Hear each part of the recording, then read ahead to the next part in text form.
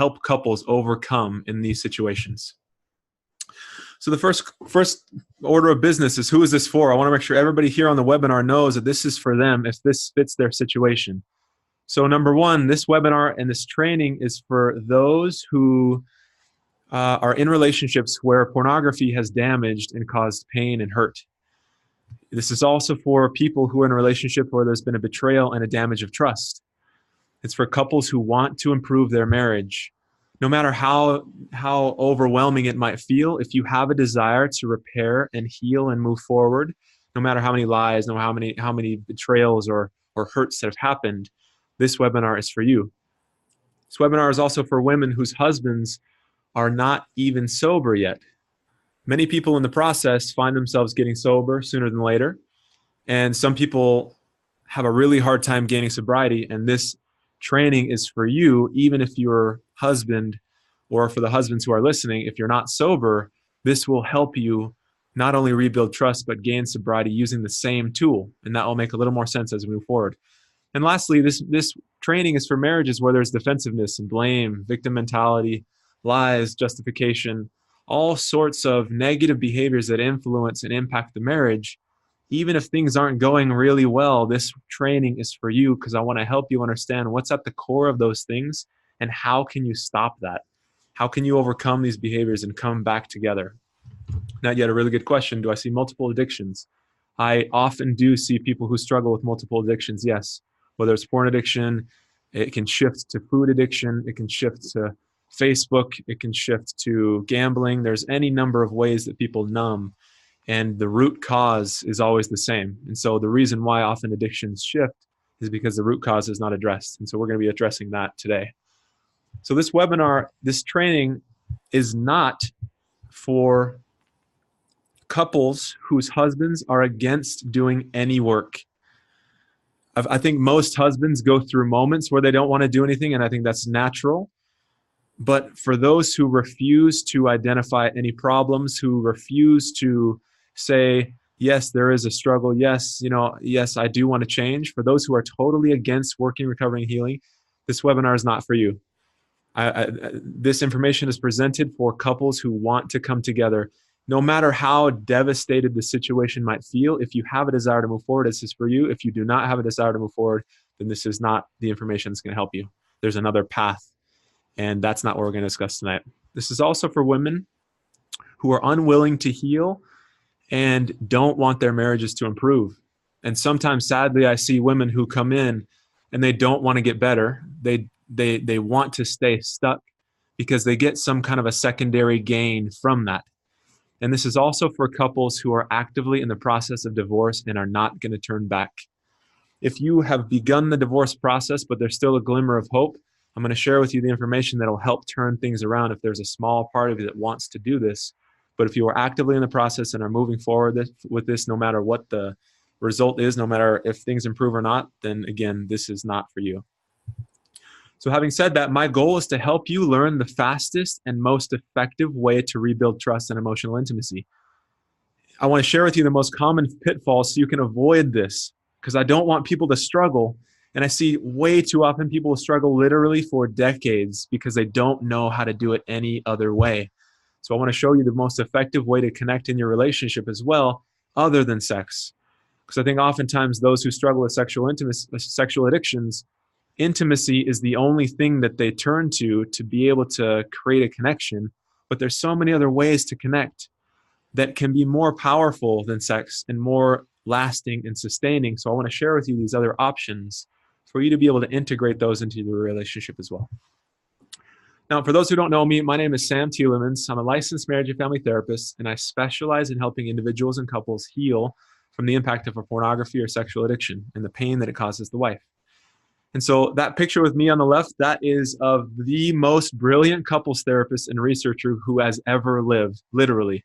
Her work has produced more results and changed more couples' lives than any other person in the world who has done research on relationships. Her method is called emotionally focused therapy, or in other words, EFT.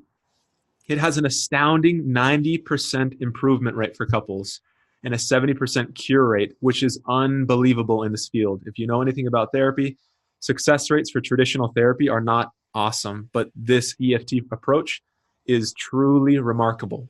I'm one of 3 certified EFT therapists in the entire state of Nevada. I live in Las Vegas, and I've had the privilege of being trained by not only her, but some of her master level trainers, and have been trained by both her personally and those who she associates with. So it's honestly such an honor to have been able to work with her. I've worked with renowned clinics such as Addo Recovery, where every day we work with couples and individuals who struggle with the devastation of this. And yes, Annette, she wrote Hold Me Tight, which is brilliant. So I'm glad that you own this. The material is so powerful. And I want to share with you today, again, how to apply this information to addiction settings, because she doesn't touch much about addiction in there, but I want to share with you how to make this happen in your relationship. I've worked with Addo Recovery. I've worked as a group facilitator for LifeStar, which is a recovery program. And at the time, it was the best one that I knew of. Since I've left those places and went on my own, I've sought better ways of helping people. I've found that they do not have all the tools, as good of clinics and as good of programs as they were. They don't have the tools to help couples heal fully. And I've been on a quest to find these tools, and I'm excited to share with you some of the things that I've learned along the way. With that being said, in school, one of the top professors there, the one who was handling the marriage and family therapy program, he said that sexual addiction is at the top of the most difficult things to treat. This work is difficult, and there's many moving parts. You have to work through the trauma that this causes her. You have to work on healing the addiction, and you have to work on repairing the marriage. All 3 separate components that, yes, they overlap, but it takes so much finesse to be able to work with each part and move things forward. Bill Doherty, who is a researcher, a pioneer in the field of marriage and family therapy, he said that there's a good reason why most marriage counseling doesn't work, because couples therapy may be the hardest form of therapy, and most therapists aren't good at it. And I think this is true. And when I was going to school, I knew that I did not want this to be me. Everybody gravitates towards a particular area where they like working, whether it's kids or grief, parenting, teens. And mine, as soon as I got into my program, I knew mine was couples.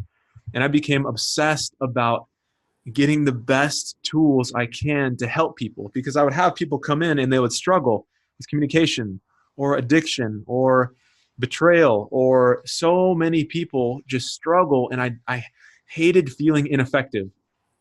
And so there were so many trainings that people offer, right? There's trainings all over the place. And when I was in school, somebody came to class and said, there's going to be an EFT training, emotionally focused therapy. And I just thought, okay, I'm in school. I've got so many things already on my plate. I'm not going to go to that one. And my colleague after that weekend came back, and she completely raved about how much she loved it. She just said how effective it was, how it changed the way she saw couples. And so because of how much she promoted this, I felt like, okay, you know what? I'm going to try this out for myself as well. So I flew to Salt Lake. The Vegas training had passed. I wanted to make sure I got this done. I did. And when I went there, I was totally hooked. And everything that they were saying was resonating. And it changed the way I saw relationships. And it changed the way why I think people struggle. And so one of the key, if I were to distill the training into a short few segments, a short few pieces of information. Number one, we are hardwired for connection and emotional closeness. So when we have this emotional connection, this is what our brains are designed to do. We have higher levels of self-esteem. We have increased resilience. We have a stronger immune system, and we recover faster. There's research that supports that. We can cope better with life's stress and trauma. We can effectively deal with strong emotions and impulses. So our brain does so much better when we have connection. And when we don't have it, the opposite is true. We're so negatively impacted. We have elevated levels of cortisol, which are stress. We have increased levels of depression and anxiety. There's been studies that say that loneliness has the equivalent negative impact on our body as 15 cigarettes per day, which is unreal. And lastly, we have increased risk of high blood pressure and obesity. So with all the negative impacts of not having secure connection, it's so crucial to understand, how do we then create it? I want to share with you a 2-minute little video here of this controversial study that was done about an experiment to demonstrate how much it affects us in a negative way when we don't have connection. So I want to play this for you now.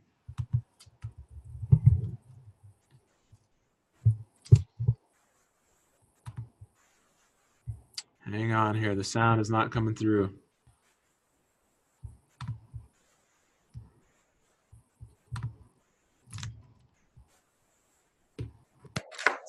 Okay, there we go. The world around them. This is something that we started studying 30, 40 years ago, when people didn't think that infants could engage in social interaction. In this still face experiment, what the mother did was she sits down and she's playing with her baby, who's about a year of age. I'm like a girl. Oh. And she gives a greeting to the baby gives a greeting back to her. This baby starts pointing at different places in the world, and the mother's trying to engage her and play with her. They're working to coordinate their emotions and their intentions, what they want to do in the world. And that's really what the baby is used to. And then we ask the mother to not respond to the baby. The baby very quickly picks up on this, and then she uses all of her abilities to try and get the mother back. She smiles at the mother. She points because she's used to the mother looking where she points. The baby puts both hands up in front of her and says, "What's happening here?" She makes that screechy sound at the mother, like, come on, why aren't we doing this? Even in this 2 minutes, when they don't get the normal reaction, they react with negative emotions. They turn away. They feel the stress of it. They actually may lose control of their posture because of the stress that they're experiencing. Okay. I'm here. And what do you do? Oh, yes. Oh, good. It's a little like the good, the bad, and the ugly. I want to pause it there so you can see. Plug my mic back in. Okay, so you can clearly see this baby completely falls apart after 2 minutes of this still face experiment, where the mom didn't respond, that she just had a blank stare, or in other words, they weren't emotionally connected. And because there was no reaction, the baby threw a fit, screeched, tried to get the mother's attention, and or just shut down, turned away, was overwhelmed, and then became completely dysregulated. So again, this shows emotional connection is fundamental to creating intimacy, safety, and trust in a relationship. And we can easily see that when it comes to mothers or fathers with children, but it's equally as applicable in our romantic relationships with our spouse. If we can't get that connection or responsiveness, or if our partner's not engaged with us and they ignore us or they're mad all the time, it so deeply affects us that it then becomes difficult to trust and feel close to them. So as I'm listening to all this stuff in the workshop, everything is just, it's resonating because it shows us the importance of this connection, and not only the fact that it's important, but how to create it. In this training, I got a roadmap to be able to take couples from a distressed, overwhelmed, and disconnected state and simply walk them through this process to help them get back in tune with each other so they can feel a deeper sense of love and rebuild the trust and grow their relationship to levels that they couldn't have reached before because they didn't have this emotional connection consistently. And so after this training, I was on fire. Like I felt like I had the keys to help people, and I was excited because that was my goal. I wanted to help people as quickly as possible. And now I had the most powerful couples tool available to help create change. And I remember one of the earliest couples that I worked with when I was a student, and I was new and still not knowing all of what I was doing. This couple came in after infidelity, and he had stepped out of the marriage. And all I did was I applied these same principles and tools that I had learned in this workshop. And then after the session, we had a really good session. and it felt good to just feel like I could help them. But the best part of this was after they left the room, I remember sitting in the lobby and looking through this glass window in the door, right? They had left. I could see through the door, through the window. And I saw him give her a hug and give her a kiss and hold her. And they had such an important moment out there in the lobby that I could tell they had not had in a long, long time. And because in that session, I helped guide them to create an emotional connection where they had a moment where they could come back together and bond after the result of such pain that she was in, they needed that moment for like a rescue breath for their relationship. And so I started to apply this information to couples who were also impacted by the effect of a sexual addiction or pornography addiction. And this way of working with them became even more important because of how badly they needed to repair trust and the emotional connection, the ability that it had to heal a relationship. And so there was so many couples who come in and struggle, but as a result of walking them through the process, I felt and saw changes that I could never get to before I had gone through this training. So for couples to come into the office and after these sessions leave and feel empowered and feel like they could go home and apply the tools, because the goal of this isn't to keep people stuck in therapy forever. Like I want to get people the tools to move forward so they can live their lives again. And so after decades of research of how important this emotional connection is, the thing that always confused me was I looked around and I saw that almost no one was doing this kind of work with couples who had been impacted by addiction. It was mind-boggling, and it still is. Like, it's still so mind-boggling to me that there are people working as hard as they are. They're not doing couples work. They're not working on things together to rebuild their relationship in an emotionally connected way with each other. It's hard for me to watch them struggle because I know how crucial this healing process is. So I truly feel like this is my moral obligation. It's my mission to let people know about this golden information that somebody helped me understand. And my confidence in this approach is completely unshakable. Any couple who walks into any couple who walks into a session with me, like, I know that I can help them, not because I'm this all-star therapist, because this process is so powerful. So as a student who knew next to nothing, I could still walk somebody through it and help them get the results that they wanted. So a result of all of this, the takeaway that I hope you walk away with is, number one, it's so important, it's tremendously important that you understand that in order for you to rebuild trust, you and your husband specifically, needs to learn how to develop an emotional connection with you. Of course, this requires the wife to be involved in the process as well, because she needs to connect with him too. But so often, they're already willing. They're desperate to connect with their husbands. It's just their husbands have a hard time doing this. And if he's going to overcome his addiction and maintain his sobriety and experience a lasting sense of recovery and rebuild trust with you, skipping this part of the process will ensure that you spin your wheels for a long, long time. People can gain sobriety, sure. They can work on their individual process. And while that's important, the marriage, without it being attended to, which is the fuel that we need, it's fundamental to the entire process. So just like all of you know what it feels like to be disengaged or to numb out or to be distracted, or to know that when he's in that place, it creates this sick feeling for the wife oftentimes, a void. There's a void and things just feel off. You know what that feeling is like when there's not that engagement or connection between you and him.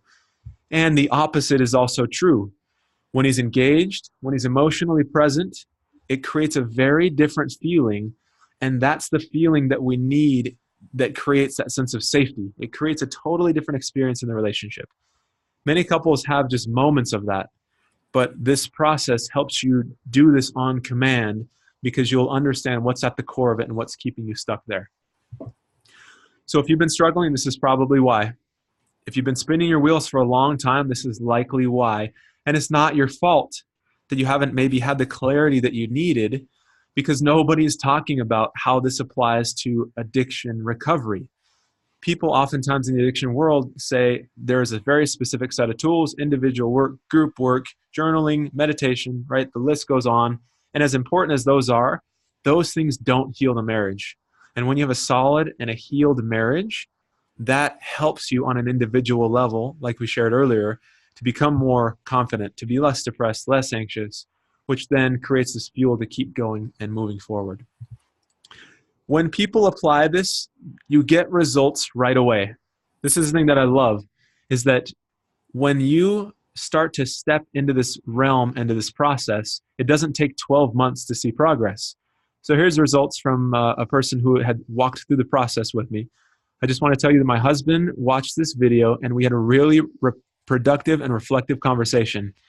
I didn't need him to admit that he had an addiction or problem right now. I do need connection, and this video helped me understand how important this is. And once you understand the importance of it, then you can move forward. And I want to share with you today how you can create that. So I had to learn this the hard way. I spent $24,000 on my master's degree and for literally over $40,000 additional dollars on training and equipment. I'm in this pursuit to find these better ways to do it. And if I didn't honestly care how much it cost, because I knew if I could help people, then that's the goal. So after years of practicing and implementing what I was learning, after hundreds and hundreds of hours of consultation with trainers and supervisors and other therapists, I've attended dozens of workshops, traveled thousands of miles. I've flown multiple times to different places in the US just because I want to learn from the best.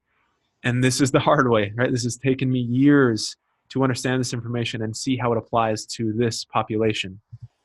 But there's an easier way to do it. And I want both of you, you and your husband, to learn how to connect with each other on an emotional level, especially your husband, to give him the tools to learn how to do this. I want you to understand the easier way to develop the ability to be present and engaged with each other and to use the relationship as a resource for strength and healing. That's the easier way. There's an easier way to do this. So I want to go over with you 3 secrets or fundamental pillars to healing and rebuilding trust and intimacy. This is what this class is all about.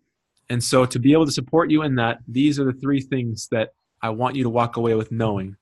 Number 1, the most cringeworthy mistake that couples consistently make in recovery that unintentionally causes significant damage. I want you to avoid this at all costs. The most difficult thing that couples can do is focus solely on their individual healing and their individual group therapy. And so you might be thinking, I thought group therapy was good. I thought individual work was important. Isn't this important to his recovery? Doesn't he need to be doing these things? And the answer is yes, these things are important. Group can be helpful. Individual work can be helpful, of course. But group and individual therapy often focus on very different pieces of the puzzle that build out a strong recovery. There are so many things that are necessary to build out a lasting recovery.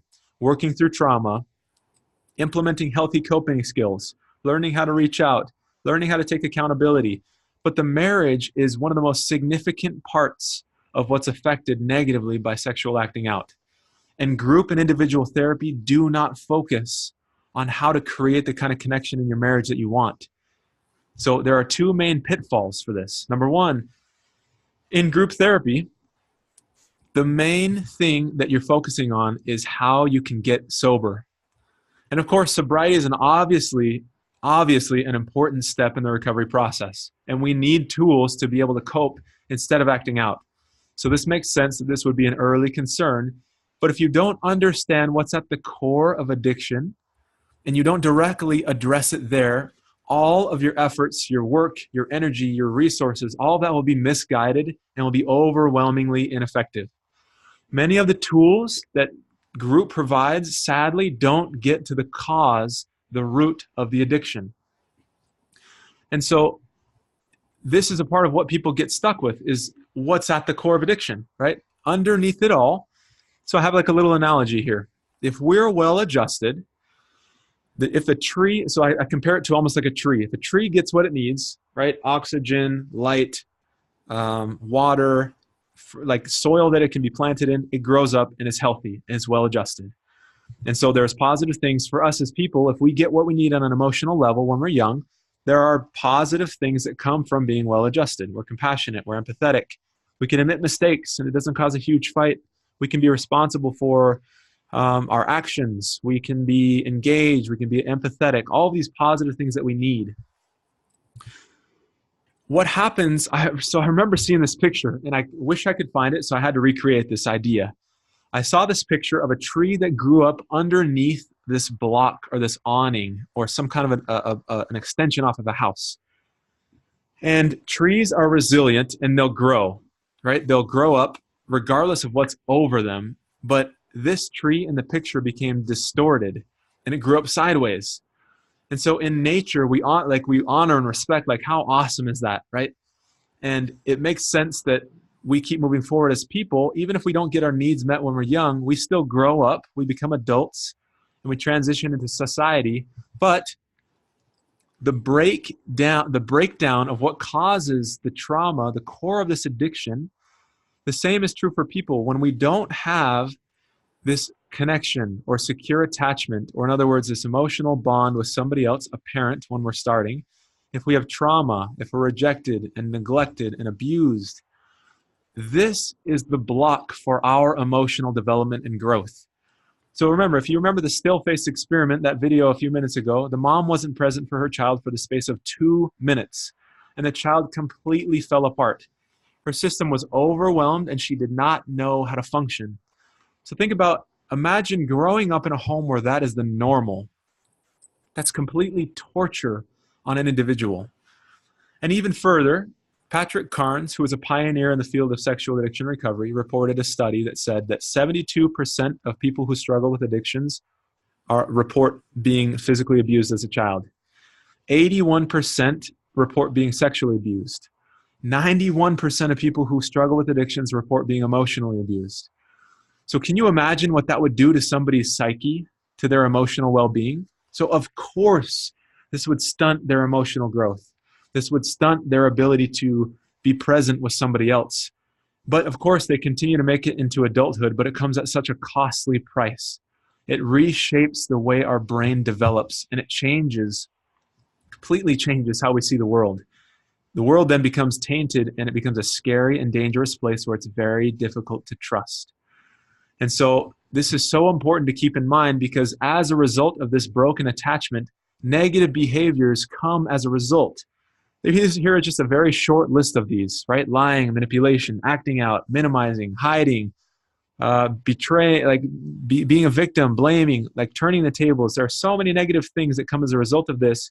However, once you see it through this attachment lens, or in other words, the lens of how important connection is, this stuff will start to make more sense. For instance, I worked with a person who came into my office, and his wife was so upset because he just kept lying to her over and over and over about stupid things.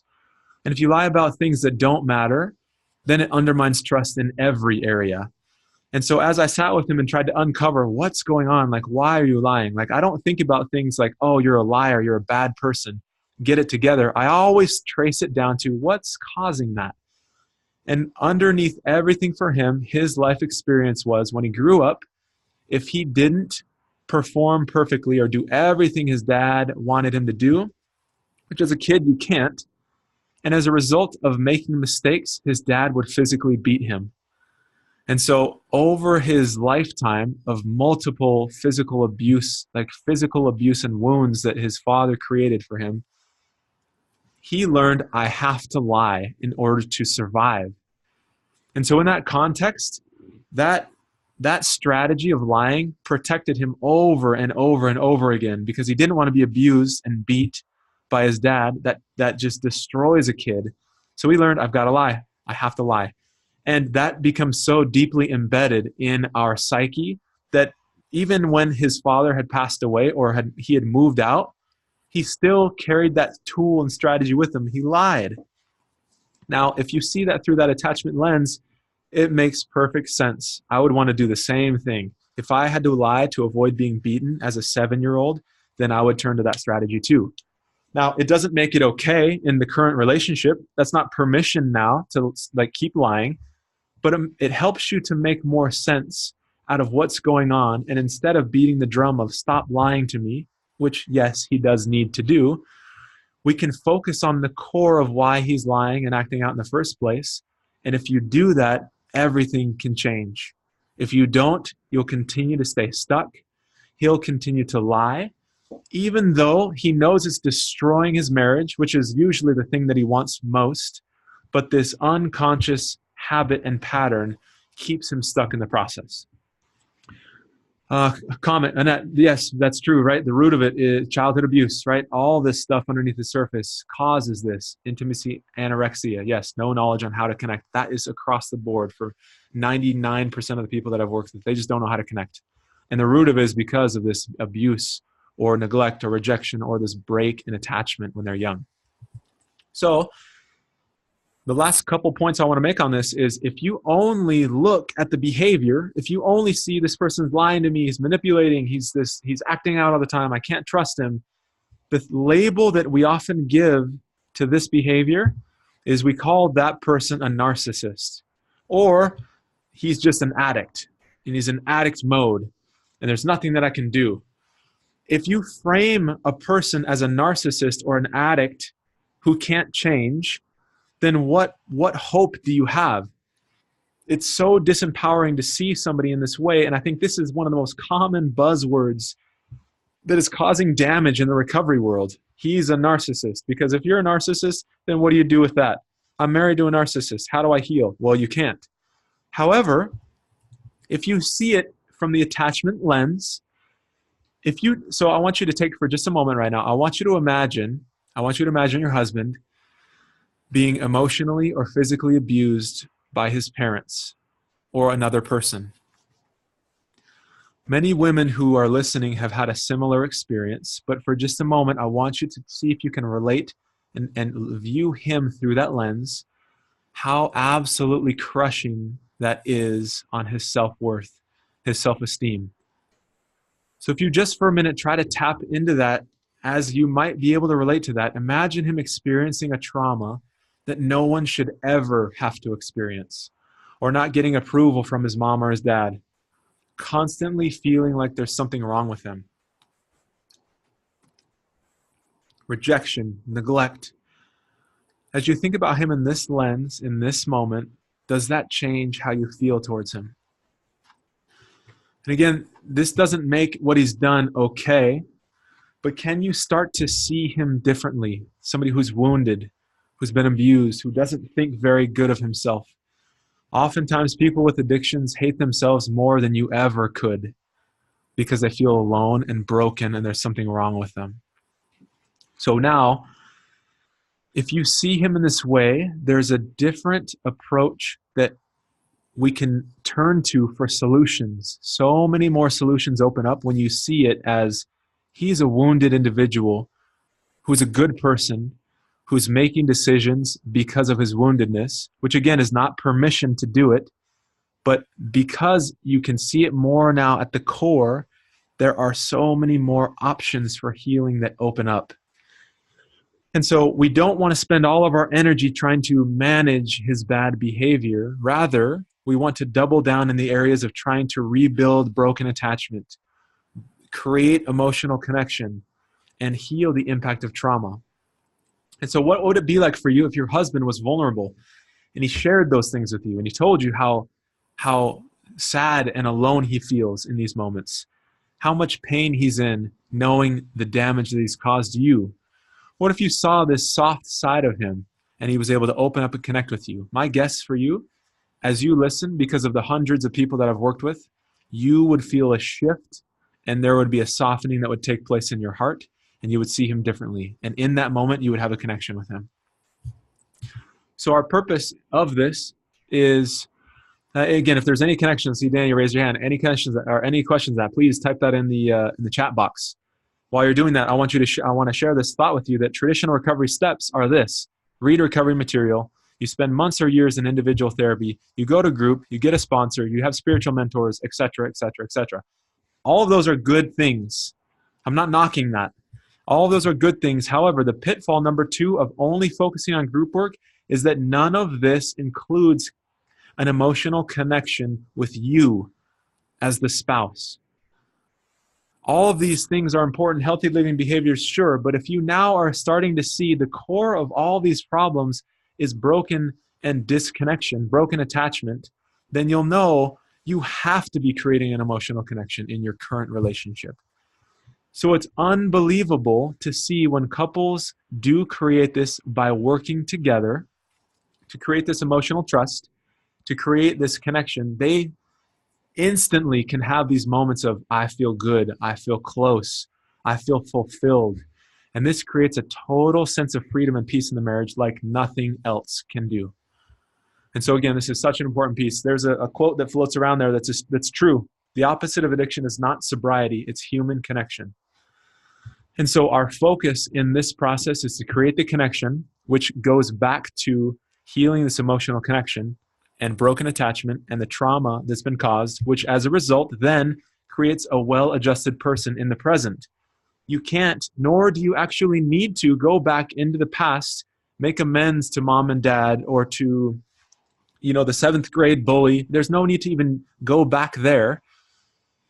You can create the kind of healing that you want in your current relationship with the person who didn't even cause it, because emotional connection is emotional connection, and that's what heals. And so moving on here, again, this is the number one thing here. The truth about focusing on group and individual therapy is it can undermine your relationship success because you're not focusing on the core, which is creating the emotional connection and attachment with you.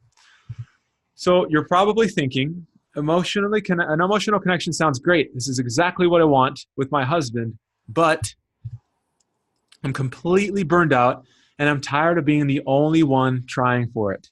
I see this all the time. And it's so difficult to try to create this connection because you've been burned out, you've been hurt, you feel betrayed.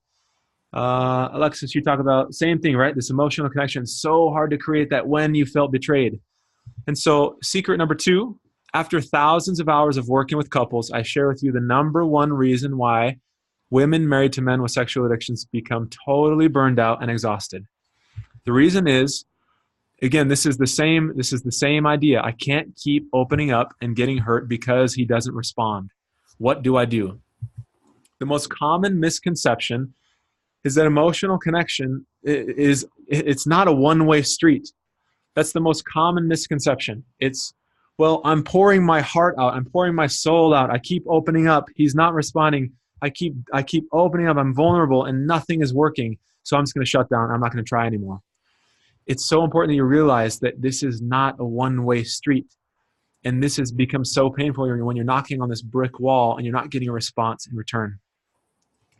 So I want to share with you a quick example about how couples get stuck in this negative cycle where there's this back and forth and a lack of connection and this damage that's done.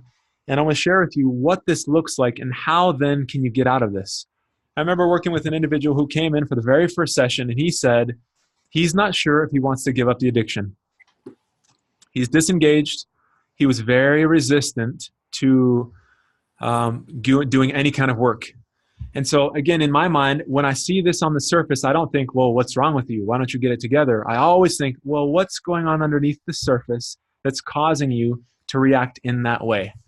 And so for him, after asking questions and digging around, we got to the point where he says, I am afraid to give up my addiction because that is the only thing that I've ever had to cope with my pain. And so again, his story is no different than most other people's. Trauma, neglect, rejection, didn't get his needs met when he was young. So he had to learn, how do I start to feel better? And for him, it happened to be pornography. For other people, it's alcohol. For other people, it's food. Like there's so many ways to cope. And so when his wife says, stop doing this, you're hurting me, you're hurting the relationship, on the surface, he says, I don't know, it's not that big of a deal, right? Minimize. But underneath it all, he was scared because he didn't have any other tools to deal with his pain. And so as a result, he became resistant. As a result of his resistance, it creates an emotional impact on her. And so for her, it brought up her own fear. If all she sees is he's resistant, he's not doing his recovery work, again, she can't see beneath the surface. It creates her own fear, lack of safety in the marriage. And then as a result of that, the fear turns into an action, which is above the surface, and she would become critical and attack and demand he do his work, with the intent, of course, for him to provide safety. So the difficulty is that the more she attacked and got loud and critical and demanded, that reinforced a negative feeling inside of him unintentionally, because he misinterpreted her demands and criticism as there's something wrong with him. The pain of being a bad person or not feeling like you're enough is this idea of shame. And that is one of the most overwhelming feelings that we ever feel as an individual. I'm a bad person. My wife is upset with me. It's because I'm bad. And in addiction, there's so much shame that most of what happens is filtered through that lens. And when you feel shame, the more defensive and angry you get. The more you minimize, the more you push back, the more you withdraw. And the more you do that, the more that reinforces the fear of the partner, which is, I'm not important to this person. I'm opening up, I'm sharing my world with him, and he's pushing me away. He's telling me this is my fault, and then he's shutting me out, and I don't talk to him for days. Which then, of course, if she feels shut out or can't get through, she's going to try to control, which comes from a good place. I want safety. I want to feel close. And if the intention is, if you would just do your work, then I would feel safe. So she tries to control, which then round and round and round, and this is what it leads to. You feel totally exhausted and burned out, and it's not sustainable. So what do you do instead? You must create a different reaction, or a different interaction, rather. Once you have a different interaction, there's a different result. So when you get to experience your partner differently, you have a different feeling that's created by that. And so if you look at this cycle again, and you're only looking at the top part of this, which is what most couples do, because they don't see what's underneath the surface. If all she sees on the surface is that he is disengaged and minimizes her pain and doesn't want to give up the addiction, the message that she gets is he doesn't care. He's a jerk. He can't be trusted. Nothing will ever change, right? It's almost like, how could you not think that if that's all that you see? For him, if all he sees is her surface behavior, he's going to think she'll never be satisfied. Nothing I ever do is enough. She's always mad at me. She's always on my case. I'm trying, but it doesn't even matter because she's never happy with what I'm doing. So this breakdown that takes place, what we need to do instead is focus on the feeling underneath the surface. In session, right then and there, I had him turn to her right when he uncovered, I'm scared. I'm scared to give up the addiction. It's not that I don't care about her. I'm scared. I said, can you tell that to her right now? And he turned to her, and in a vulnerable way, he got emotional, almost started to cry, and shared, I'm scared to give this up. This is all I've ever had to cope with my pain, and I don't know what else to do. So right then and there, immediately when his wall comes down, she sees him differently. No longer was he this proud and arrogant and disengaged, quote-unquote, narcissist that doesn't care whether he's hurting her or not. She instantly sees him as a hurt and scared individual who was trying his best but was coming up short, and he just needed some tools to be able to cope with his pain.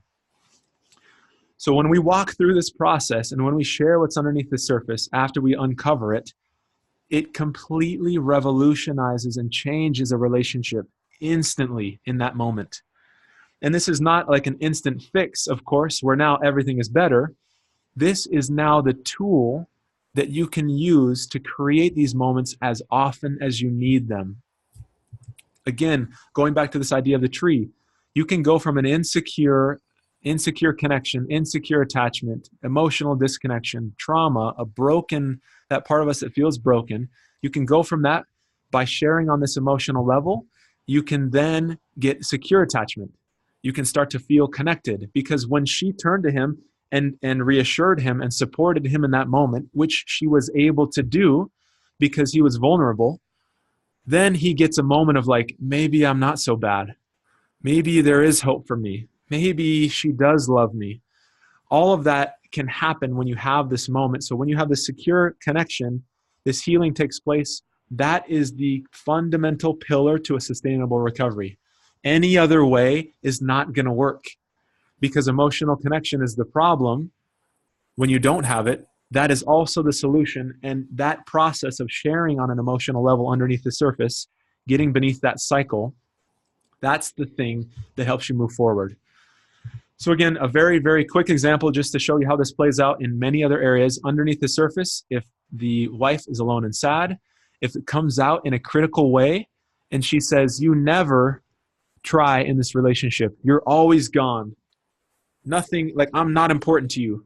And often we turn to there, right? Because we get upset. It triggers a fight or a flight response. So we push back, get critical, which he hears, and then he hears, I'm a failure, I'm a not enough, nothing I can do measures up, which turns into an action, and then he becomes defensive. He shuts down and retreats. Not because he doesn't care, but he feels like he can't get it right, and he doesn't want to fight, so he just goes away. And the more he goes away, the more it reinforces, I'm alone and I'm sad, and then this thing goes round and round and round. So you might be thinking, I've shared with him vulnerably. I've already done that. And he can still continue to act out. He's still defended. He's still manipulated. And he didn't respond to my needs. So yes, this happens. This goes back with the idea, connection is not a one-way street. Oftentimes men who struggle with addictions, they don't know how to access or talk about their feelings. So when you share your pain and he doesn't respond, oftentimes he doesn't know how, yet it's still so devastating. This is why him learning how to identify and share his feelings is absolutely crucial. This is what I've been spending years of my life doing with couples. And as soon as the man gets a felt sense, like an experience of actually doing it, everything can change. He needs to have an experience with it. He needs help. There's nothing wrong with him. It's just unpracticed. It's untrained. And like I did with that person in the session, you get to the fear, you have him share it. He starts to develop this muscle memory. Whenever I feel fear, maybe it's actually okay that I turn and tell my wife. In the past, he never had that option. He could never tell his parents about his fear. He could never tell his friends. He could never open up. But now we're creating that. This is why that couples piece is so crucial, because you need to co-create those moments of connection. Once you learn how to do this, again, I want to share with you one of the results of people here. So again, just a thank you, right? After they know this information, this is exactly what my husband needed, and we've been struggling with this. We've been doing couples therapy. We become stuck, this back and forth in this crazy cycle. I love the diagram. It made so much sense. Thank you for sharing. This is a part of, once you understand this process, you're able to recreate this over and over and over again until you have a stable and secure and grounded relationship. So number two, to recap, the number one reason why women get totally burned out and exhausted is because of the negative cycle that keeps them stuck. It's this back and forth, the looping, and this one-way street, because he hasn't quite learned how to connect with her in a vulnerable way. So again, you might be thinking, that's all fine and good, but all he wants to do, going back here, I want to have this connection with him, but all he wants to do is connect on a physical level. So secret or pillar number 3, why men with sexual addictions often only try to connect with their wife through intimacy, physically, and what you can do about it instead. So there are 6 types of intimacy, and in order to recover from addiction, intimacy is key. But there are 6 different layers or levels. Mostly in addiction, the husband, turns to intimacy as a way to cope. And if that's the only way they know how to connect, that's the only tool that they're going to reach for. And so verbal intimacy is everyday conversations, right? Kids, plans, logistics, helping people feel united, like they're on the same page, the sense of unity. Intellectual is sharing your goals. What are you working towards? Are you on the same page? Are you moving together? One example is a man, he ran a marathon with his wife. They have just kind of shared and overlapping goals. Next one is spiritual. Next one, psychological, where there's trust and honesty and loyalty and commitment. And as you work to establish those in your relationship, the brain can relax, because these things turn off the fight or flight response. Lastly is sexual intimacy.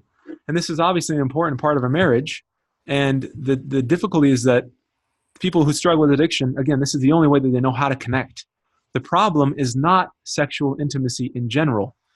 The problem is that it's out of balance, and it becomes the only way that they know how to do this. This is one of the most powerful. So of course, this is a very powerful form of a way to connect with your spouse. But if it's the only way that you have, it just becomes out of balance. It's good. It's a good thing for a marriage to have this ability to bond with your spouse in this way. But if you try and only focus on this particular part of intimacy without, again, healing the damage that's been done, it can be especially detrimental to the marriage and even more so to the wife. So without putting proper balance on it, it can be so exhausting in the relationship, which then can spark up these negative cycles over and over and over again. And Annette, yes, there can be neglect in that area as well. That's absolutely right. So Sue Johnson, who I mentioned earlier, that trainer, the most brilliant trainer and researcher, honestly, who exists, she has put out so much research that helps us understand how do you create trust. This is this positive feedback loop. Sex is obviously a powerful way to connect with your spouse. And one of the things that happens when we do is that there's a release, right? The physical release, which also releases chemicals in our brain, one of which is called oxytocin. Now, oxytocin is one of the most powerful chemicals, and it's also known as the cuddle hormone or the cuddle drug. And what happens is when we're flooded with it, we yearn for that contact with our partner more deeply. We want to stay close. Oxytocin is a chemical that turns off our threat detector in the brain, or in other words, the amygdala. That's the responsible part for the fight or flight response. So if oxytocin, that's so important, it turns off the threat detector and it creates a sense of connection and closeness, and it reduces fear and anxiety. It lowers the production of stress hormones. And one study even showed that in both men and women rated strangers after they had oxytocin, they rated strangers as more trustworthy and attractive after they had a dose of oxytocin. So the more this happens, right, oxytocin promotes trust. The more trust you have, it generates closeness, which can then lead to physical intimacy, which then sex stimulates oxytocin, which then promotes more trust. And this positive feedback loop goes over and over in a good direction. Now, you're probably thinking, if sex creates oxytocin and oxytocin helps promote trust, then we have a problem. Because oftentimes the woman will say, I don't feel safe. I don't want to have sex. I don't want to be close to him in that way because it's causing damage to open myself up and to be vulnerable. And then when I don't have that safety back, then I can't do it. And it's overwhelming. So there's this tug of war. What do? If sex is what he wants, it might not be what you want. So how do you navigate that? Most women don't want to be intimate when they're feeling betrayed. It's not a connecting experience. It's not a thing that bonds them. So how else can you get this oxytocin? We can start by changing the dynamic that doesn't give either of you the result that you want. So how do we do this? For him, this is this pyramid. Oftentimes, sex is, like I said, the priority way for him to connect. It takes up way too much of the pyramid. And in this, it's important, again, to note there's nothing wrong with intimacy. There's nothing wrong with him for wanting it. But when it takes up too much of the pyramid, it just then affects the way that the relationship can progress. There's other ways to connect. And if that's at the top and there's no other way beyond sexual intimacy, then everything, the world or the emotional world of the person falls apart when there's no sex, because that's everything in terms of connection. So what we want things to look like more is that when women feel safety, they can much more easily and willingly be intimate with their partner. There's more desire and arousal. When they don't, their bodies often don't respond in those ways. There's not arousal, there's not desire, because the body is protecting itself. It needs safety first. So these are the key pillars of creating that safety. Number one is for him to be vulnerable, to engage, to be emotionally present, to validate, to be honest, to be empathetic.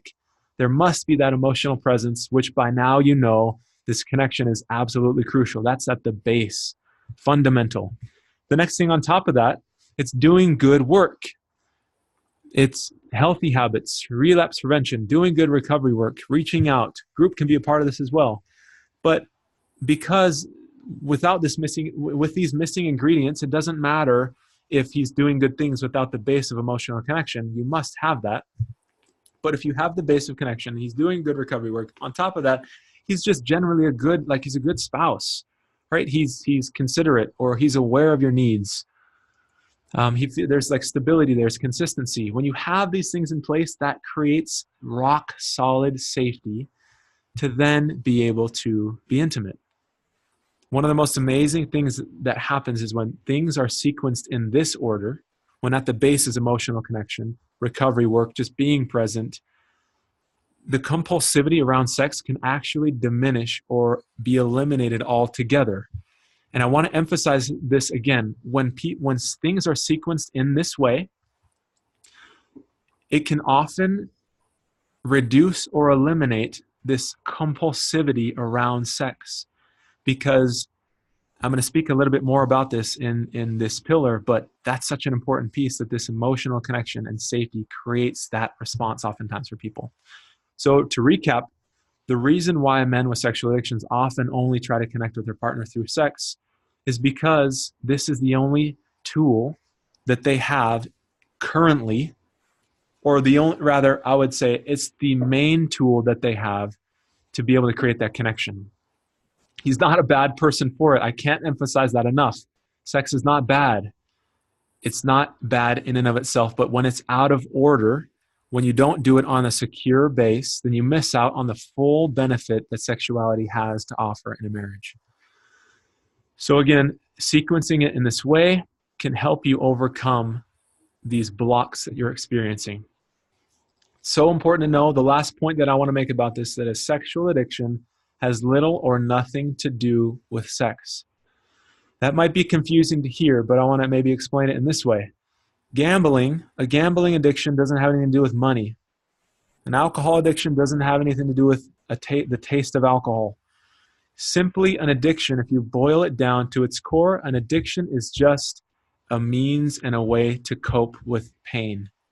It's about emotional mismanagement. And at the base of addiction is a desperate attempt to find attachment and connection. So they turn to their addiction or their substance or their behavior as an alternative. It's a substitute for attachment. And so people turn to all sorts of things to numb out emotional pain and trauma. And so what happens is there's this idea of a bucket, right? You have this bucket that we have needs. And when I say needs, it's this emotional, like we have physical needs, food, water, safety, shelter. We have emotional needs. We have spiritual needs. We have intellect, like there's so many needs that we have. So we have this bucket. And what happens is when you fill the bucket up, but there's a crack in it, it doesn't matter how much water you put into it. And so when in sexual addiction, the husband is seeking to fill up this bucket through sex. Again, he's not bad for it, but if that's the tool that he uses, because he's not sure how to do it any other way, the bucket fills up. But because of this emotional break, this lack of connection, this lack of emotional intimacy, that becomes this crack in the bucket. So what happens is you fill up the bucket. He says, we need to have more sex. We're not having enough sex. If we were, then I wouldn't be acting out, right? He'll say these things not being fully aware that that's not actually true. He might genuinely believe that. And you might as well as the wife. It's not true. Sexual addictions are not about sex. So you might get that message and think, all right, we better have more sex. So you fill up that bucket, but then it leaks out even more because it's not sustainable. The bucket with a crack in it, it doesn't matter how much sex you have, it will never be enough. And many women who are listening to this, that will resonate with you because you have likely felt no matter what you do, no matter what you try or what you wear or any part about your sexual relationship, you likely have gotten the message it's not enough. And the truth is, it can feel like it's not enough because the bucket has a crack in it, or in other words, that connection that sex brings will leak out, or in other words, the connection that it could provide is not fully internalized because of this break in the bucket. So ultimately, what we want to do, the goal isn't to have more sex. That doesn't fix the problem. The goal is to fix the bucket, or in other words, as you've known through this whole training, emotional connection and that bonding on that level is a part of what heals trauma, or in other words, fixes the hole in the bucket. So many people with addiction feel hollow and empty, and they're looking for the thing to fill them up. And of course, their substance or behavior never will.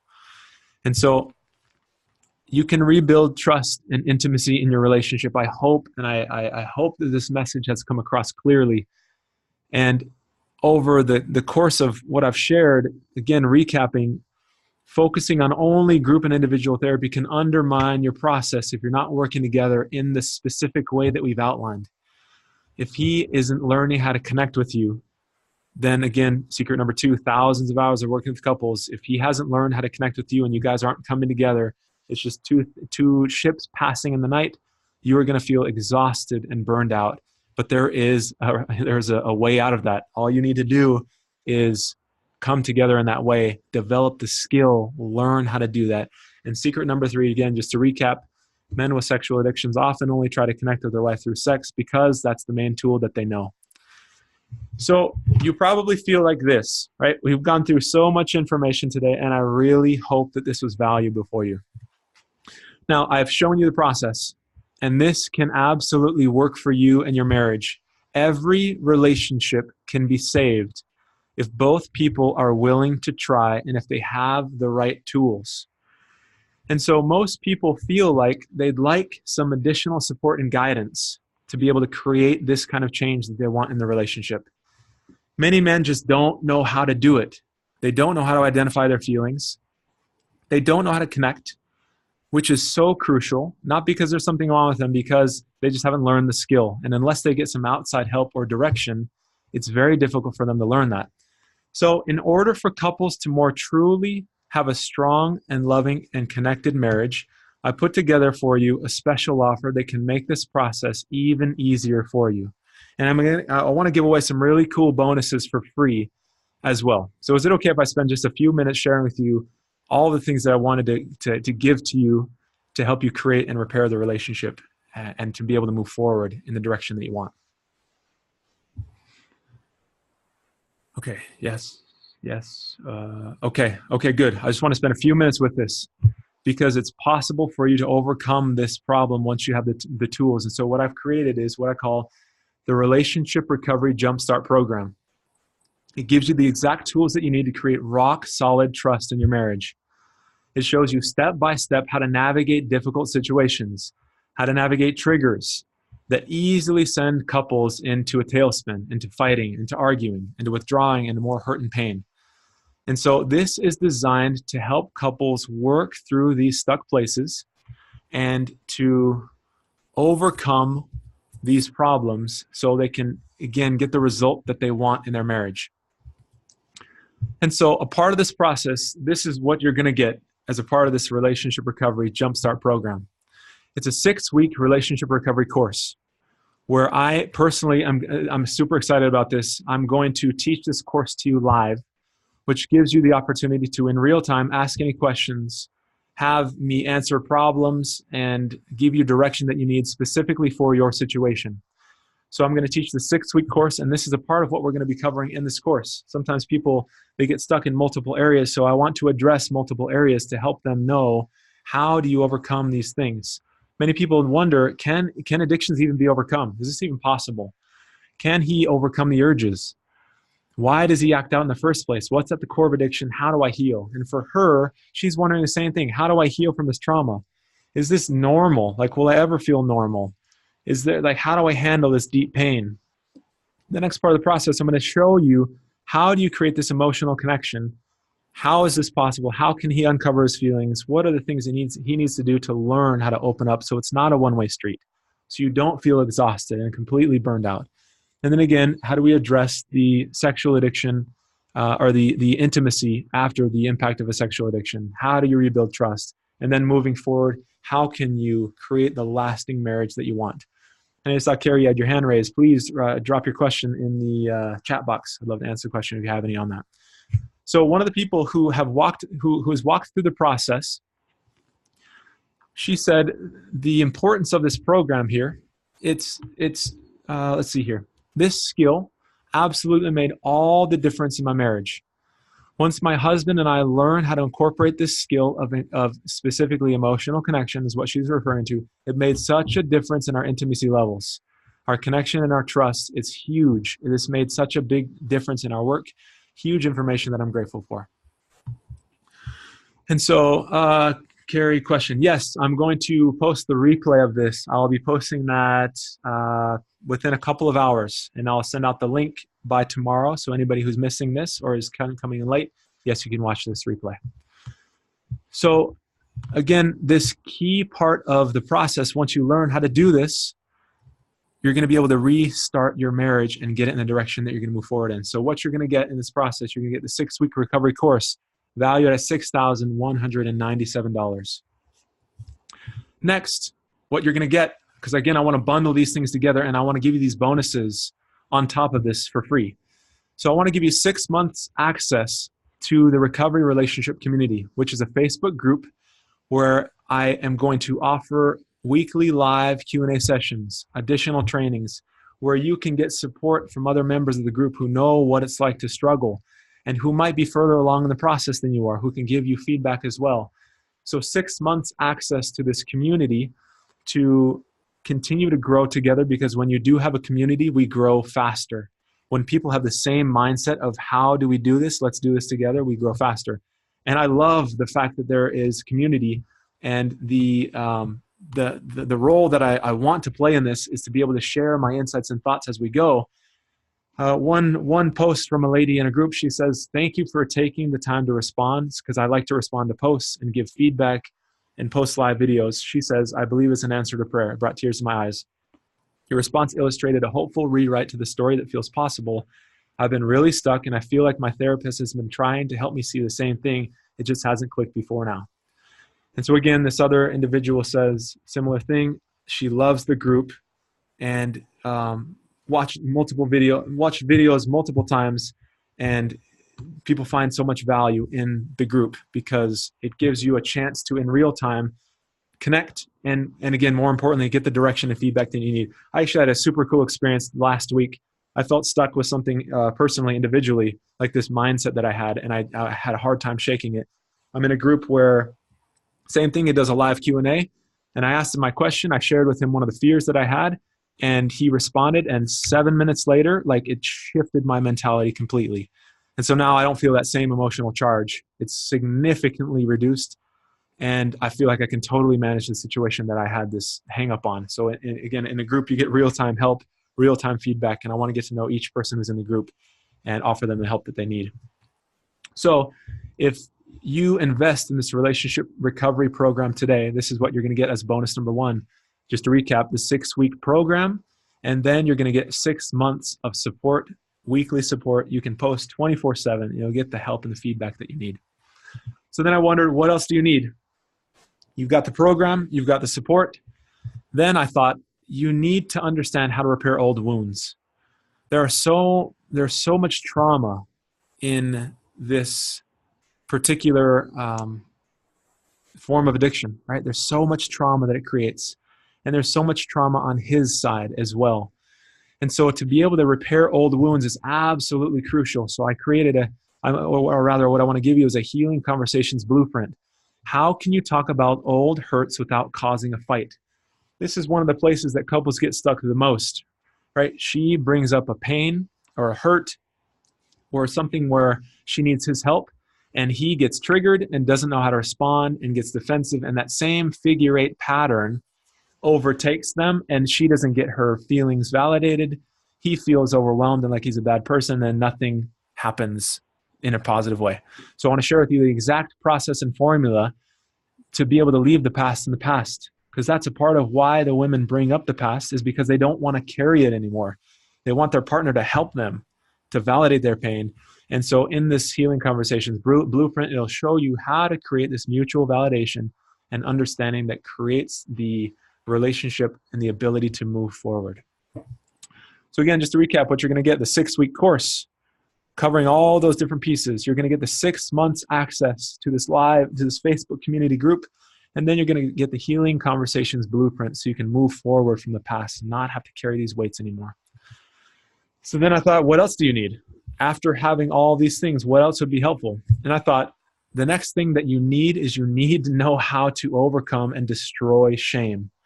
Shame, again, just to recap, is the negative beliefs that we have about ourselves. It's the negative thoughts such as, I'm not enough, I'm a bad person, I'm not beautiful, I'm not lovable. I'm not worthy.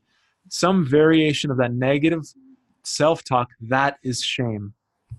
And so when we have shame, it shows up in this way. It shows up in a way of manipulation. We act like a victim. We blame. We turn the tables. We don't feel good about ourselves. There's negative self-talk. We shut down. We avoid. We withdraw. We act out. Like, that's what we do when we have shame. The good news is that shame can heal. Shame is a negative belief. And once you change your belief system, everything changes. And so I'm going to be doing a 4-module course to help you understand, number one, identify your shame, get the tools to be able to move forward, how to process shame, and then how do you work with shame with your partner? If your partner gets overcome and absorbed by his shame, what do you do in that moment? And vice versa. How can he help you when you feel shame? When you know how to come together in the relationship around shame, it's such a supportive and healing theme, because one of the things that helps with shame is to reach out. And once you have the tools and the blueprint to know what you should reach out with, then you start to get that wound addressed, and then you start to heal. So again, what you're going to get a 6-week course. If you invest in this relationship recovery jumpstart course, this package, what you're going to get, 6-week course. You're going to get the Healing Conversations Blueprint, 6 months access to the Facebook group, Destroy Shame program. And again, I'm always thinking, what next do you need? I want to empower people to get all of what they need so they can overcome this problem. So if you're concerned, how do you handle then a slip or relapse? Again, like, I want to make sure that you're covered. So I'm going to be giving to you, again, as a bonus, the relapse prevention process. Carrie, I saw your hand go up. Please, post something in the questions if you have that in the chat. The relapse prevention process, this is sharing these key things. How can you have these difficult conversations in a productive way? How can you identify the core of what caused the relapse and effectively address it and move forward? And how can you learn? This teaches you how to learn how to prevent future relapses and slips, and discusses how to put boundaries in place so both of you can move forward and feel confident in the relationship. So after you get the relapse prevention process, again, it's going to help you move forward and feel the security and stability that you need in the relationship.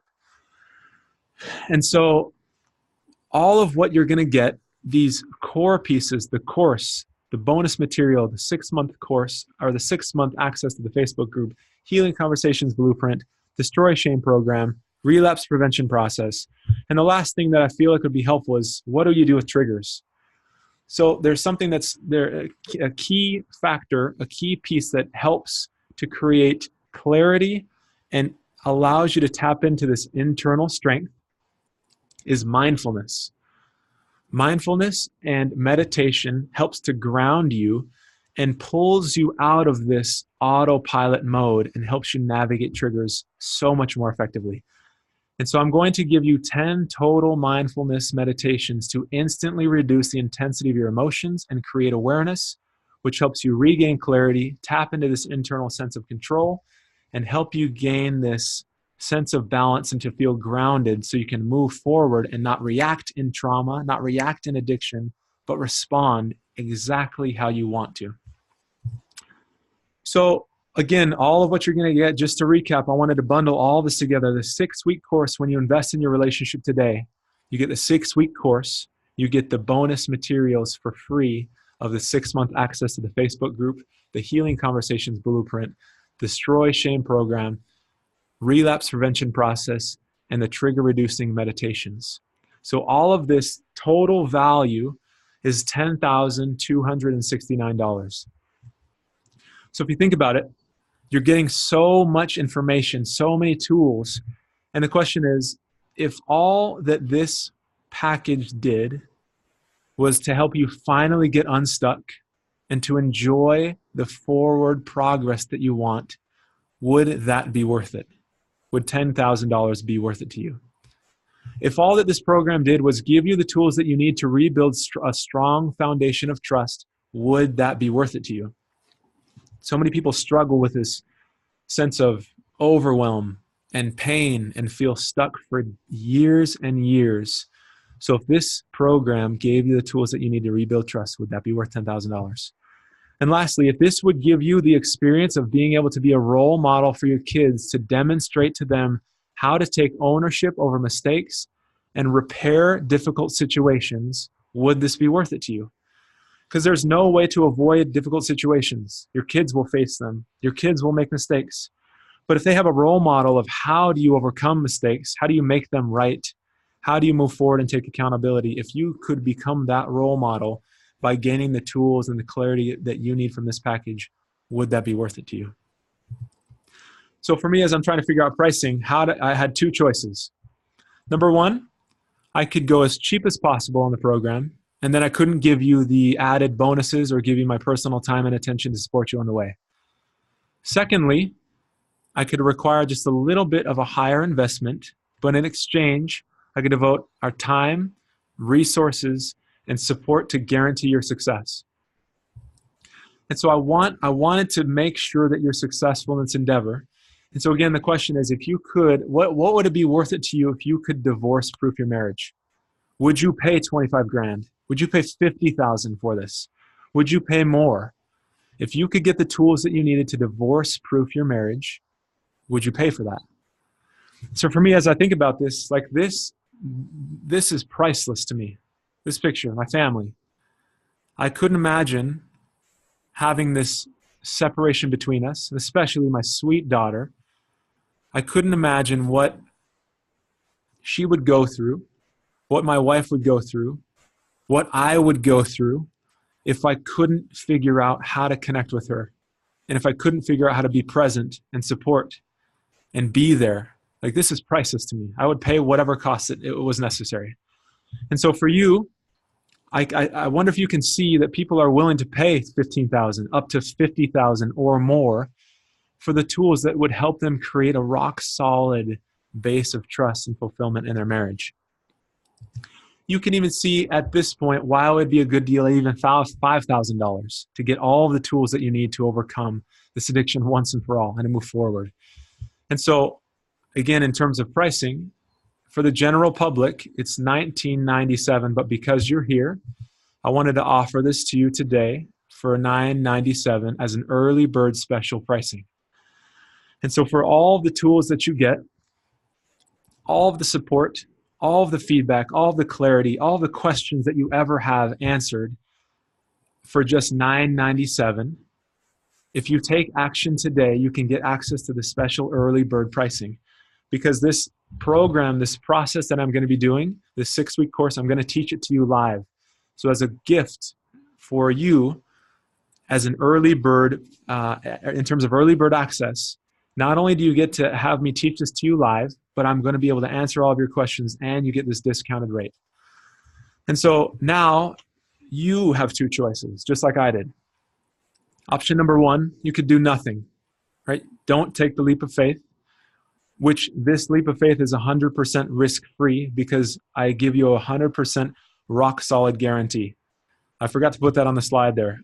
I give you a 30-day trial for you to access these tools and for you to try them out for yourself. So this is a 100% risk-free opportunity. So number one, you could do nothing with that. Number two, you can make a small investment today compared to all of the value that you're going to get and just give it a shot. You could try to apply these tools.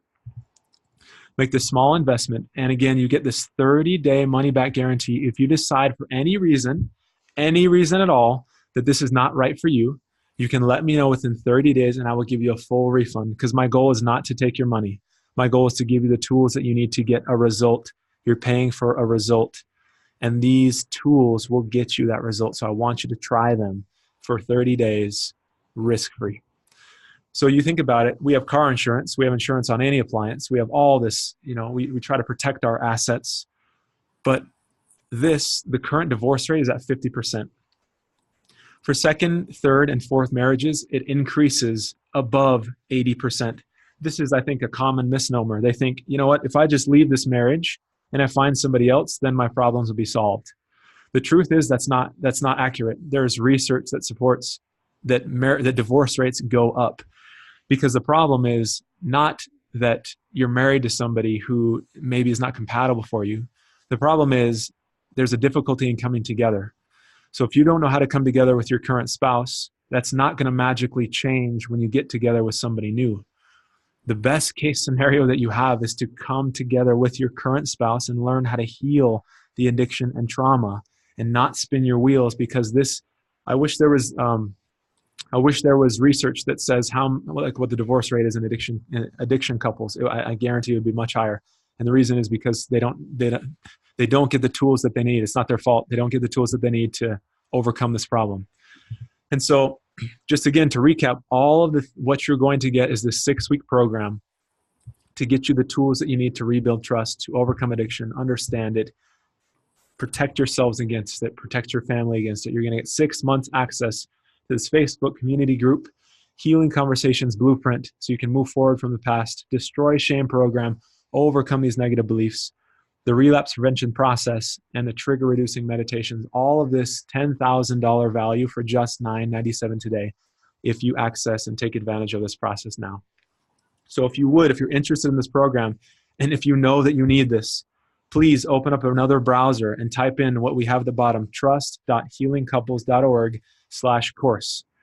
And there you can invest in this program by signing up for the program today at this special early bird pricing for all of what you get. And so for those of you, question that you had, let's see. Carrie, good question. Can the sections be purchased separately? No, unfortunately, no. And the reason is because people need all of this to be able to heal. So I don't want you to section out and say, I need this piece, I need this piece. So many times people have spent many years in recovery, so they only get a piecemeal of what's important. But this process, I wanted to make sure I had this complete big picture bird's eye view, so you can walk through the process from start to end and get all the tools that you need. And so these bonuses are free. These bonuses are just a part of the package that I'm giving to you as a gift. So as you purchase the course, then you get everything else connected to it. Another question that you had, Carrie, great question. Do I associate with a certain religious belief? No, the answer is no. Some people are very spiritual and they like to include that in their recovery. Other people are not. The content that I'm going to be providing for you in this program, none of it is spiritual. But if you look at it through that lens, then again, it can just support you in your beliefs. But if you don't look at it through a spiritual lens, then this is not going to throw you off balance at all. Let's see. Any other questions here? Annette, yes, connection is the key. I agree. Husband has been physically and emotionally abused. He said he was protecting himself from his anger, from your anger. Yes, right. There's this pain. There's this disconnection. Z983, is there a way to rewatch the whole presentation, or when's the next one? Yes, I'm going to be sending out the replay. So I'm glad you're asking. There's going to be a replay of this. I'm going to send out the email tomorrow, and you're going to have 2 days to watch the program and to invest in the process. And then the replay will come down and this offer will go away. And so the meditation, great question, Carrie. The meditations are based on helping you become grounded, to have clarity. And as you have this clarity and feel more balanced in moments of triggers and feeling these urges for, I guess, on the husband side, once you have a grasp and know how to navigate that, those urges and triggers instantly reduce. And so it's based on just connecting with your body, slowing the process down, noticing what's there, uncovering your feelings. And they're specific to the traumatic reactions that the women have and the pull of the addiction that the husbands have. And so some of you, again, might be thinking like, yes, I know I need this program. I know I have to have the tools necessary to save my marriage. I don't want this marriage to fall apart. And I don't know how to afford this. So the good news is that PayPal offers a 6-month no payment policy where you put $0 down today and you have 0 interest for 6 months using PayPal credit, which is fantastic because many people want this program and they want to invest in this, but at the current moment, they don't have the resources. And so there's an option for those to be able to use PayPal. PayPal will pay for it. All you need to do is pay them back within 6 months, and you can break that down into monthly payments. And so for those who qualify for that, all you need to do is go to let's see, whatever that's called, the website address down there, trust.healingcouples.org/course, and then it gives you the PayPal option. So for those who are interested in that, you may go forward in that. So again, just to recap, all of what you're going to get this 6-week group program where I'm going to teach it to you live personally. And when I'm going to be doing this course, I'm going to be doing this course starting in 4 weeks from tonight. So you have some time. The 30-day money-back guarantee begins day one of the course. It doesn't begin today because, of course, there are the tools that you don't have. All the bonuses I'm going to start rolling out to you over the next 4 weeks. The course will begin in 4 weeks. The Facebook group will be up within 2 weeks. So early bird, you're able to start asking questions, getting all the answers that you need. And again, getting the Healing Conversations Blueprint, Destroy Shame Program, and the Trigger Reducing Meditations. All of this, if you start today for $9.97, just go pull up another browser, go to trust.healingcouples.org/course, and you can join the program today, invest in your relationships. You can get the tools that you want. And remember, there's a 30-day money-back guarantee. So literally, there is no cost to you if you feel like this isn't working for you. Again, my goal isn't to take your money. My goal is to help you through the process. Alexis, does the cost cover both me and my husband, or is it per person? Yes, it does cover both of you. Both of you get access to the material. Both of you are able to go through the course, ask any questions that you have, and the meditations, conversation blueprint, all of that is for both people. So again, some people might be thinking, number one, I can't afford this. So we address that. PayPal will cover this. PayPal will help you, and you can chip away at monthly payments. And again, 30-day money-back guarantee. If you feel like this isn't working for you for whatever reason, you get your money back. Another question that people have, or an observation that I have, is just the women especially, I'm just so burned out and I'm tired of trying. I don't want to keep doing this over and over again. I can't keep investing in the relationship and it doesn't change. And yes, I can appreciate that. And yes, I can completely understand that that's the case. And what I would say is that people burn out as a result of not getting the right tools. I think about things in like images. And if I were to think of an image of cutting down a tree with a butter knife, like I would be driving myself crazy. But what if you had a chainsaw? Yes, it takes work. Yes, you still have to do the process. Yes, you still need to move forward. Yes, you still need to risk and be vulnerable. Yes, you need to work through slips and trauma. Like this course doesn't, it's not this magic bullet that then you're fixed. This will give you the chainsaw that you need so you can invest your energy into something that will actually help you move forward. People want to get there. They just want to see progress. They want to see growth. So if you have the right tools, which now you know, individual and group therapy, that's not the tool to address your relationship. Those things are supportive things to help you on an individual level to conquer sobriety, get some clarity from the trauma. But if you truly want to heal your marriage, you need to work together. And most people just don't know how because this information is not out there. And especially in the addiction recovery world, this information is not present because of the old school model of recovery. If you think about it, group therapy was formed in 1935, which is a long, long time ago. And there's been so much more research and understanding and development and progress in terms of how do we work as people? How do we heal trauma? How do our brains work? Right? We have access to fMRI machines that can see what's going on in our brains. And then there are tests that you can do. Sue Johnson has done some awesome research where she puts people in fMRI machines, scans their brains, and tells them that you're going to receive a slight shock to your feet. And those people who are alone in this scanner, their brain lights up like it's the 4th of July, this fear center of like, I'm scared, I'm going to get shocked. And then she takes people through the process that I'm going to take you through, showing them how to connect, how to be emotionally close to your partner. And then they brought back the same people and brought in their partner. And when their partner was with them holding their hand, the same procedure, the same process, she said, you're going to get a very slight shock to your feet. The brain did little to no activity in the fear center because she felt because the people who are in the fMRI scanner, they felt safe, they felt secure. And so as a result of the secure connection that they had with their partner, their brains didn't light up because they had safety. And there is no more applicable place for safety and security and trust than in a marriage that's been damaged by addiction. So once you develop this process and develop this muscle memory to come together and create safety on demand, I promise you that your relationship will change. Me personally, I honestly don't know where I would be without this information. I get this secondary gain, right? Because I've spent years studying this. I get to apply this in my own marriage. And I would be completely lost if I didn't know how to walk through the process that I'm going to walk you guys through in this 6-week course, and then answer any follow-up questions that you have and give you the tools that you need to move forward. So Annette, yes, I have her trauma book, Sue Johnson's book. It is brilliant, right? She's got such good information in that book that shows you the importance of this connection. And you're welcome. You're welcome. I'm happy that this information is helpful. And yes, for those of you who are listening, please share this with your husband. It's so helpful when you have them even watch this, because they can get an understanding of, hey, this is how it works.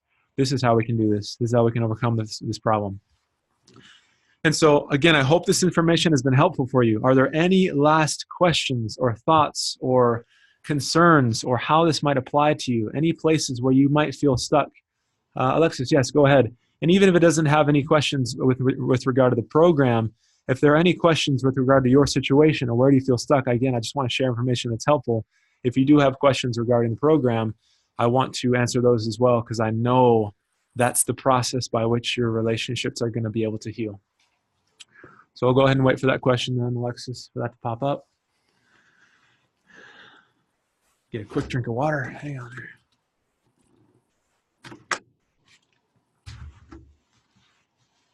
Sometimes people in this situation, while I'm waiting for this question, sometimes people in this situation, they, most of the time, I would say most of the time, their relationships are in a place where they're feeling disconnected or less connected than they want, and they can have moments of closeness. So our goal of this program is to, it's almost like a teeter-totter, right? Imagine the higher side being like 80% disconnected, lower side 20% moments of closeness. Through this program, you're going to learn the tools to be able to shift this so that it's 80%, 90%. We're in a great spot. We can connect. Trust is being rebuilt. I know we're in a good place. He's overcoming his addiction. And then 20%, we get disconnected still. And the good news is that when you walk through this process, you'll know what to do. The goal isn't to never get disconnected, because that's not even realistic. It's not possible. The goal is to know, what do you do when you're disconnected? How do you get back to connection? How do you then repair if feelings get hurt? Because so often feelings are hurt as a result of the underneath stuff, the shame, our fears, our sadness, then we act out on those. And so once you know how to handle those problems, then you can repair them in the moment. Like it's so cool to see this happen. Conversations of healing can happen literally within like 3 minutes if you know exactly what to do. If you don't know what to do, you spin your wheels, and sometimes they'll come in here and say like, my husband didn't speak to me for weeks after we got into this fight. To live in a house with a husband or a wife who isn't speaking to you for weeks, like how do you do that? For me, again, when I've had these spats with my wife and we've been disconnected, before it's a process of applying these tools. It's terrible. Like I hate that feeling. Everything can be going right at work. Everything can be going right with friends, my hobbies. I'm enjoying what I'm doing. If I come home and I'm not right with my wife, like nothing is right. Nothing is right. The opposite is true as well. Again, if things are falling apart around me, work's not going well, friends aren't answering my texts, nobody wants to hang out, my hobby, I get hurt, I can't play basketball or whatever the deal is. But if I come home and my wife is there and she greets me with a hug and she says, "How was your day?" and we're able to connect, like it doesn't matter what's going on. Like I can use the relationship as a resource for healing and strength that is unparalleled. Like there's so much security when I can come home and say, I had a really hard day today. Today was rough and I felt like, I made a mistake and I'm just feeling bad. Shakes my self-confidence. And then I can ask for reassurance. I can ask for a hug. And when she's there and says, "Listen, I'm proud of you. It's okay. I know that you can keep going. I believe in you." Like there's nothing that can shift the mood faster than that. And unless you know how to have that conversation, you come home, you're in a bad mood, you shut down, triggers your spouse reacts. Why do you always do this? Triggers you more, then you get stuck and it just gets overwhelmed. So I don't want that to keep happening to you. Okay, Alexis, let's see. You said that you're going to be doing live videos as a part of the program. Yes, I'm going to be doing them live, and I'm going to do one video each week. So on Wednesday nights, and starting in 4 weeks, I'm going to be doing a video per night. And then, again, a bonus for signing up for early bird bonus. I'm going to do a free follow-up in the Facebook group as a part of the live Q&As. And you can ask any questions that you had about the program. If you can't watch it live, if you miss one, can you go back? Is it saved for us? Yes. I'm going to create a members area where all of the modules are stored. I'm going to create a members in the same members area is going to be access to the Healing Conversations Blueprint, the meditations where you can download, and the Destroy Shame program. All of that will be stored in there as well. So yes, okay, my husband and I have crazy opposite schedules trying to figure out how to make this work. Yes, so yep, you can watch that after the fact.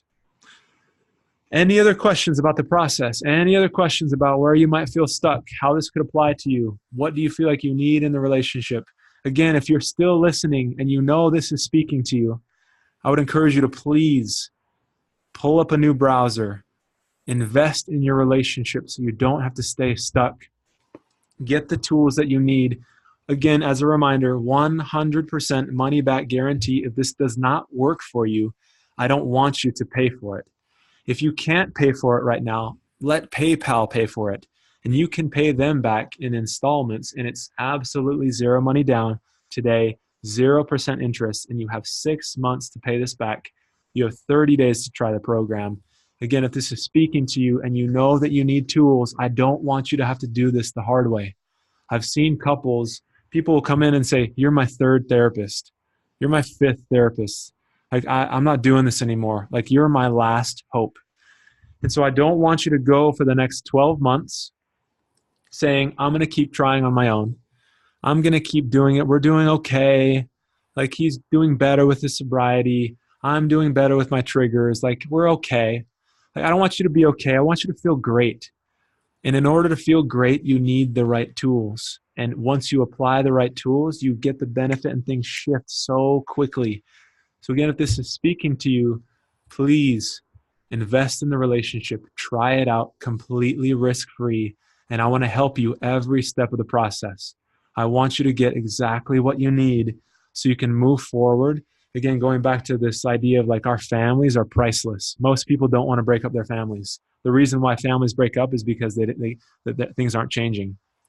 And then the reason why things aren't changing is because they don't have the right tools. They're not making the right steps. And it's not because they don't want to. It's just in the recovery world, we're so unaware of what it takes to truly heal. Most of the time, we just focus on sobriety. We focus on managing triggers and like coming back from the ledge. But what if you didn't have to go to the ledge anymore? Like, what if your relationship was so strong that there was room to have a bad day? That's one of the benefits. Again, I guess this is the piece that I'll leave you with, the last little thought here. When a relationship is in a good place, when you're connected, when you know how to reach to your partner and have your needs be met, it creates like a cushion or a buffer around the relationship. So in other words, something can happen. You can have a bad day. One of you might be short with the other person, or might be absent-minded and forget to do something. If you have a cushion around your relationship, it can absorb it. And it doesn't have the same effect as if you have no cushion, if you guys are running on fumes. And this dance of distress, that figure eight, can be triggered in an instant by something as simple as a look or a tone or one word answer. I'll have people come into my office and say, we got into a fight. This is a real, legitimate case. He said, we got into a fight over chicken. And you don't fight over chicken when you're in a good place. And truly, the fight wasn't about chicken. Again, thinking about things in terms of that figure eight. The fight was, he wanted a certain kind of chicken. She made another kind of chicken. The chicken, it wasn't about that wasn't the fight. The fight was, the message that he got was, my needs don't matter. I'm unimportant to her. I'm alone, right? Something as silly as chicken just sent him a negative message that he wasn't important to her, which was not what she was trying to do. It was completely unintentional, but because they didn't have a cushion or a buffer, he internalized something completely different, and then they get into this huge fight about something so insignificant. So once you have a cushion around your marriage, you will have room to have a bad day. And it's not going to activate every fight you've ever had and bring up the past and every wound or every grievance, which is what happens when we don't have a cushion. So again, if you're thinking about this, if you're on the fence, again, please invest in your relationship. Do this for you. I want to help you. I've helped so many couples through this process. And again, not because I'm this all-star master Jedi, like I just know the material and I've studied it for years. And the process, I wish I was like the genius behind creating this, but I'm not. Sue Johnson is. And because I've studied and worked so intensely to master this material, all I want to do is just guide you through the process. You guys get to be the ones who do the work. Like you get to be the ones who recover, which is good. That's empowering. It feels good to recover. So all I want to do is guide you through the process. So if you're on the fence, again, invest. It's worth it. And if you feel like it's not, after 30 days, I will give you your money back 100% guaranteed. So I appreciate your guys' time, all of you for being here. Great questions. If there are any additional questions, you can reach me. I should have put it on the slide. I'll put it on, you know what? It's in the emails. So I'm going to send out the replay for those who need it. Respond to healingcouplestherapy@gmail.com. And again, it'll be on the emails. If you have any other questions, please let me know. But again, I appreciate your time. I hope this was helpful. Again, I just want everybody to know there's a different way to do recovery, and there's it's possible to do it so much faster. Okay. Thank you guys. Have a great night. I appreciate your time. We'll talk soon. Thank you.